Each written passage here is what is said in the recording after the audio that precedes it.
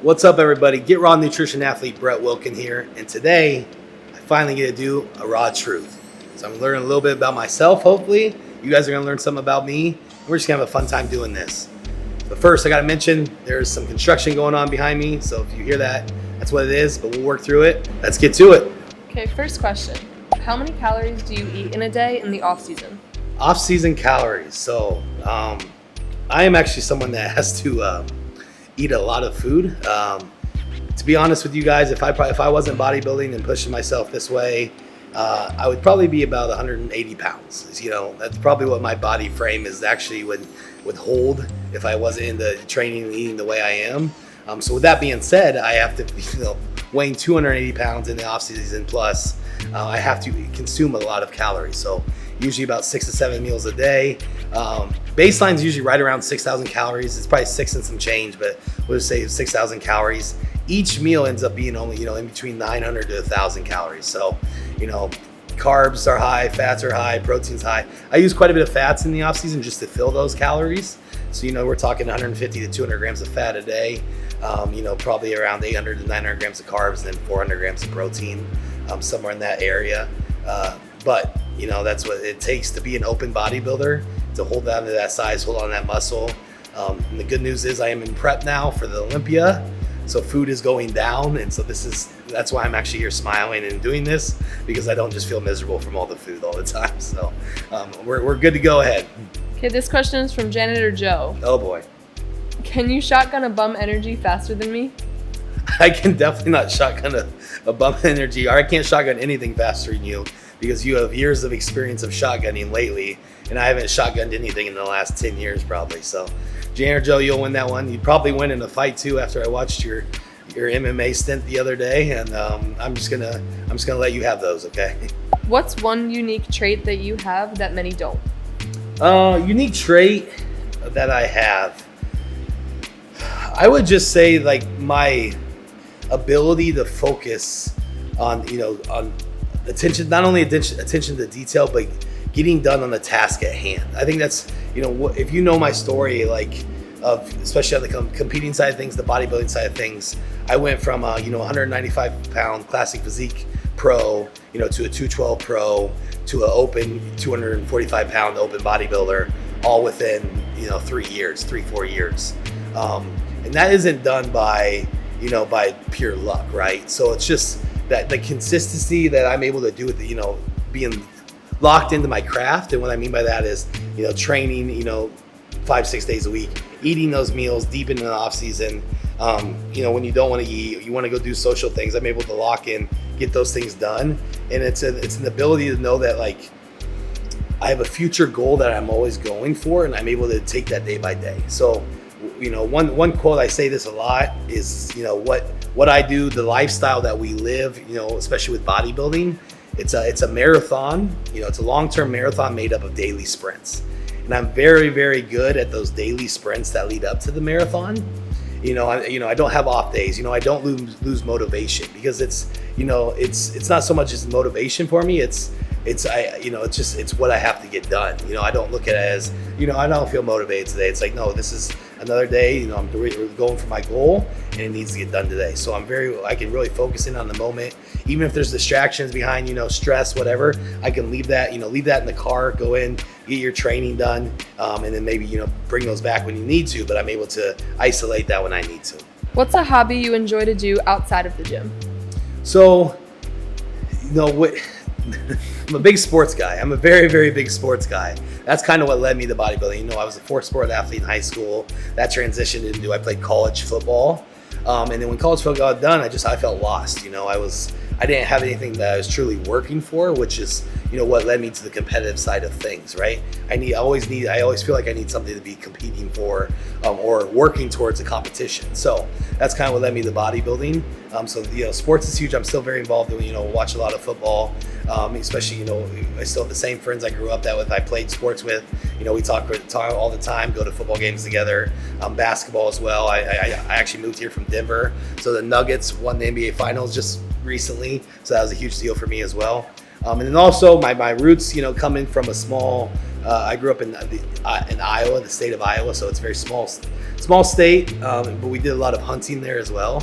So that's still something I do. I don't do as much as I want to right now, just with living down in Florida with bodybuilding. But I still, annually go back and do certain types of like deer hunting, things like that. And it's more of a family thing, but it's something that I do enjoy and that I want to get back into once my bodybuilding career is over. After having the baby, how are you adjusting to work-family balance? So that's where we're at right now. So I have a 2-month-old at home, our first child. And I'm not gonna lie, I was a little bit worried about what would happen with that, especially how much energy and time goes into a baby. And I remember I always said, and I said this for a long time. I said, once I have a kid, I'll actually be done bodybuilding, because that's how serious I wanted to take, the parenting role. I was very fortunate to have some amazing parents on my side that, supported everything I did, gave me a great childhood. And, I've always told myself I'm going to do the same, which I am going to do the same. But, I've been able to find that balance here, especially here initially while she's young. And, luckily I have an amazing wife at home, Ivana.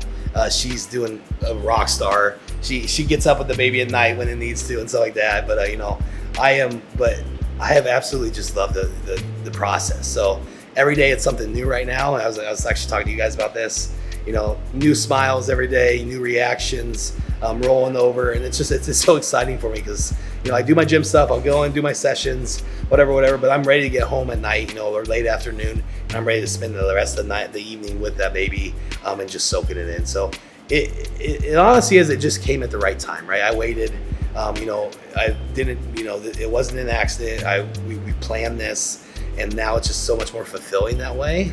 And I wouldn't have it any other way. Going off of that, how do you plan to handle or have been handling the stress of prep while being a dad? Yeah, I mean, the good thing is I'm very good at handling my emotions, especially stress on prep. I keep maybe it's a good thing, maybe it's a bad thing, but I keep a lot of things internally. I keep them to myself. Thing is, like, no one's ever, I can promise you that no one's ever said like, oh, Brett's, being an asshole on this prep or anything like that. The thing is, I just go quiet. I really do. If I'm quiet, I'm feeling it. I may be stressed out. I might be tired. I'll just be quiet and keep it to myself. So there will be obviously some new circumstances ahead with having, being tired, being stressed out, and then going home and then having to take care of a young one. But that's what I signed up for. There are going to be those instances. But the thing is, when you have this love, when you have that bond, it's just, it's part of maturing as well. The fatherhood, I wanted this is the next step in my life. And so I'm going to own it. And I'm actually looking forward to it. And so far, it's only motivated me more. This is the best I've ever looked in my life when it comes to physique wise. This is the best I've felt, and this is the most focused I've been. So it's only been a good thing for when it comes to transition to bodybuilding, right now. And I think it'll continue that way. What's the hardest part of prep for you? Hardest part of prep. Whew. See, the usually my answer is the hardest part is the off season. It's all the food in the off season. I actually enjoy prep, but people don't understand that I actually enjoy preps with, lowering the food, lowering my body weight, getting shredded. I enjoy that process. But of course, it's probably going to be, as you get closer to show, especially at the level that, I'm competing at, with my next show being the Olympia, everything is so detailed. Like, nothing can be off. It's just so many details. Everything has to be perfect. You're locked in every day. And I'm someone that always wants to do more, right? So it's honestly, the hardest part of me is finding that balance of, not doing too much sometimes. And it's just like, because I'll be there, I'll get my morning session in, maybe train in the afternoon. And, sometimes I want to go again at night, right? Because I'm so focused at that point. And what I learned in the past is that can sometimes be detrimental, because you can actually kind of run yourself into the ground, not getting enough recovery, not getting enough sleep. So that's something I do need to be conscious of like, hey, you need to take a rest day. Like, it's, today it's a rest day today, but you need to actually rest, right? So that's my kind of thing, is not, making sure I'm resting, making sure I'm recovering, and not doing too much sometimes. What advice would you give your younger self? So quick background, I actually got into this a little bit late. I didn't actually start competing until I was 27, went pro at 28. and people always say like, do you wish you would have started earlier? Because then like I would be reaching my peak earlier. I'd be able to compete longer. And part of me does, maybe a few years. But one thing that I really like, I tell people that I enjoyed is like I lived life there for a while, right? I went to college, had that experience. After college, I really honestly just was kind of figuring myself out. What did I want to do in life? I was still lifting because I enjoyed lifting, but I was having fun with my friends, figuring myself out, doing different jobs, living different areas, and I'm glad I got those experiences. I made lifelong relationships. What I see a lot of time is people that are too far into this, like bodybuilders that start at 16, that's all they do all the way through their career, which is fine.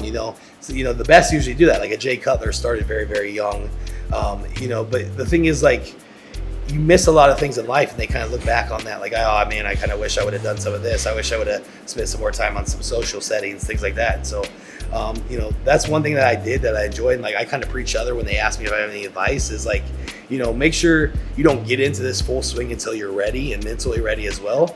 Because when I decide, hey, this is what I want to do, I want to be a bodybuilder, I want to be a professional, athlete, whatever, be associated with these companies and everything.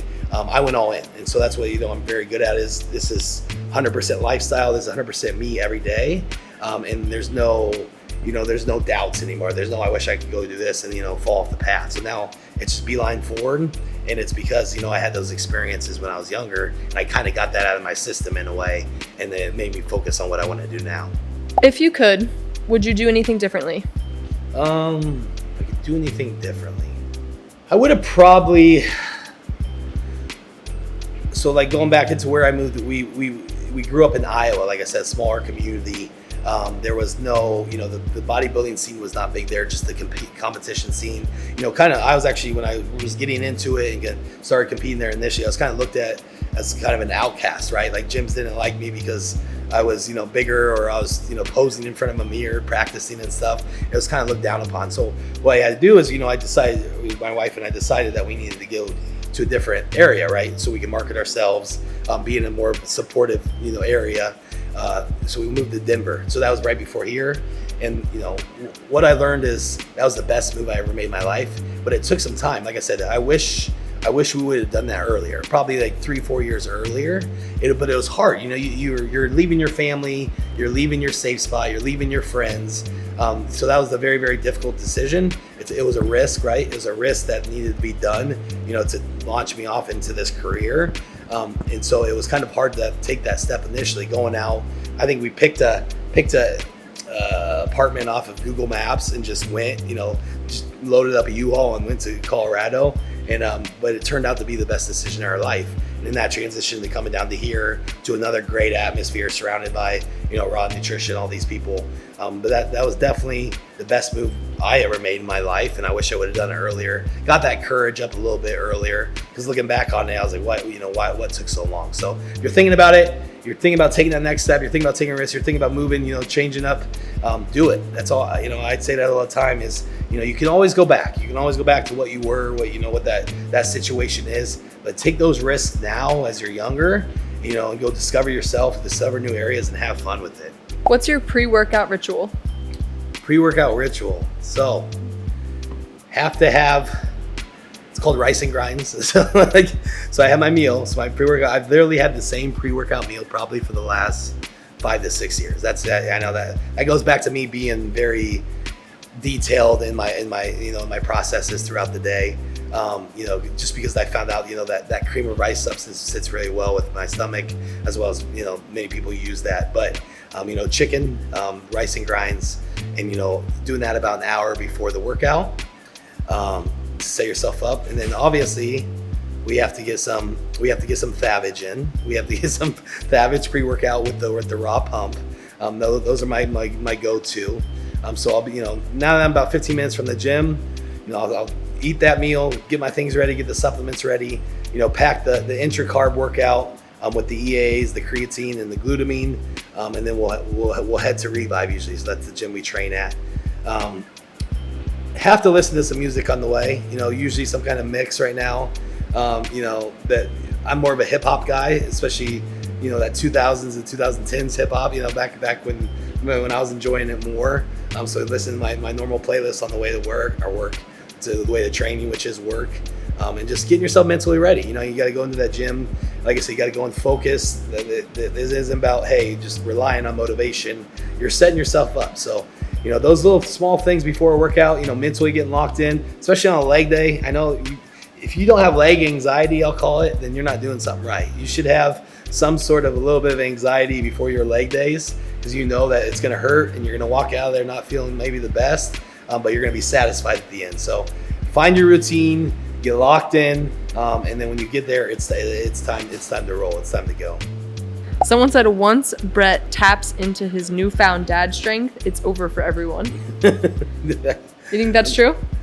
I think it could be true, but if I go any much heavier right now, I might end up hurting myself. So no, but it's gonna. I love those comments. I've been posting a lot of heavy stuff training wise. I get a lot of dad strength comments. So maybe I think it could be real. You know, it definitely makes you tougher mentally. So it probably transitions physically as well. All right, that's a little bit about me in this process we call the raw truth. So we appreciate you guys answering questions. Hope you learned a little bit about myself. I'll be back. I'll do some more. Until then, thank you for tuning in. We'll see you next time.